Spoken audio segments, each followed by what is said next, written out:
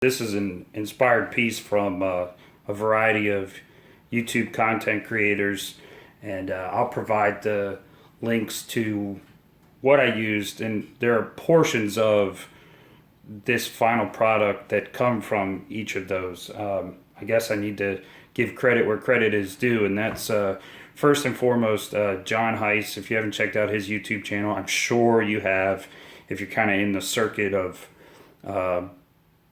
content creators, makers, if you will. His system of trolleying throughout his entire workspace I didn't use because I wanted to have clearance. I think he used a wall setup where he used some skateboard tires or wheels or whatnot. I didn't want to use that. I also found another content creator. A takeaway from him was the system that he installed on his ceiling. Now, if I recall, he installed it straight down the center of his workspace because that was conducive to his environment. What I decided to do was create sectionals whereby I could just take this off, move it to a section and work. All right, so this is looking up at the ceiling. This camera rig here, it can rotate. So it has full 360-degree rotation. So 2 strips. I actually had to piece mine together because I made all of this out of scrap material. I had a 4x4 sheet, but this section is 8 foot long, and this runs down one length for the side with all the tools. But you can see here that it slides relatively easy. It's not perfect by any stretch of the means, but I can move that wherever I would like. Here's just a shot of another section. So this is directly above my lathe. It will get me full coverage of my lathe, which is directly underneath, and I'm also afforded the opportunity to point at one of my horizontal mills, which I have yet to use. And again, all made out of scrap material. Here's the dovetail setup. And this is a short section that's going to be placed in the middle of the workspace so that I can set my camera up dead center in my garage. So you can see up right there, that's the 4-foot section that we just looked at. And I'm going to put another piece right here, this side of the garage door, because I don't want my wife to open up the garage door and hit the camera rig. If I had a longer piece, I probably just would have ran the whole section, but scrap material is what I've got. So I'm going to be able to reach all the way over to my sander and grinder setup. That's my unfinished Atlas mill, the other horizontal mill, and of course my lathe. Just took the unit out, it just slides out. It's a dovetail. I drilled this hole because I started following one way of doing it, and I actually abandoned that. I actually preferred John, his method of creating this, constructing this. There's no lubricant or anything like that in here. This is just plywood sandwich, and inside there is a plywood disc attached to this, and I'll take that off in just a moment. It's 4 screws. Let me go ahead and pop those off. Here it is, big reveal.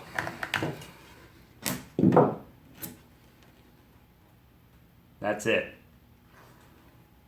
Just a circle drilled in place.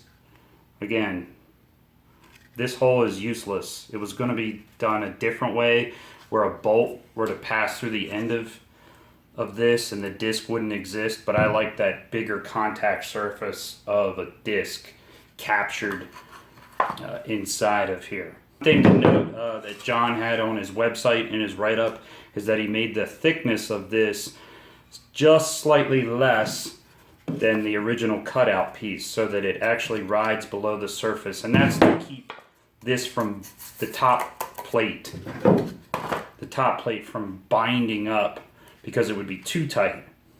So I used a piece of sandpaper to provide a little bit of friction, although in hindsight I'll probably end up taking this off. I'm kind of still up in the air on it. Another YouTube creator who I'm almost certain you've had to have seen the guy, Matthias Wandel. If I mispronounce his name, I truly apologize.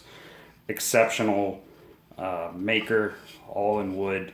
But I was inspired by his use of creating that trunnion for one of his bandsaw builds. So this was inspired by him. He gets all the credit for that. Really, this is unnecessary to give me rotation 45 degrees in this direction. Truly, if you wanted to make this, you can get away with just the 3 sections, because this can be moved up and down. It can be moved at an angle, and it's all loosened up from here. So you can raise that up, point this down. Gives you a lot of flexibility. That's what these content creators are all about. At least that's what I want to believe. They want to share their knowledge of something and hopefully inspire somebody else. And that they did, at least for me. This setup here with the trunnion, you just loosen that up, tighten this up. This is just a plastic nut. I could have made it out of wood like these other ones, but I actually had one sitting around, so it was scrap. So I can get full rotation, 45 degrees in both ways. So this pops off. This whole setup comes out. You'll note that I drilled at an angle. That's because I needed clearance for these 2 screws to fit into that wood. If I would have had a wider board, I probably could have drilled on both of these sides and then had my bolt travel straight down through. But in my case, it was just off to the side. One thing to note is you want to make sure that you can get full contact for whatever your bottom frame of this trunnion. Of course, this is set so that it will rotate to 45 degrees. Now, this construction here, really, really simple. Piece of plywood, 2 small pieces of plywood in between. Again, I'm not going to bore you with the actual making of this. I'll just give you kind of a detail of it. You can take what you want from it. I just wanted further articulation, just that added feature. Why not? While you're there, just go ahead and do it. Well, there it is. Hopefully that'll help somebody.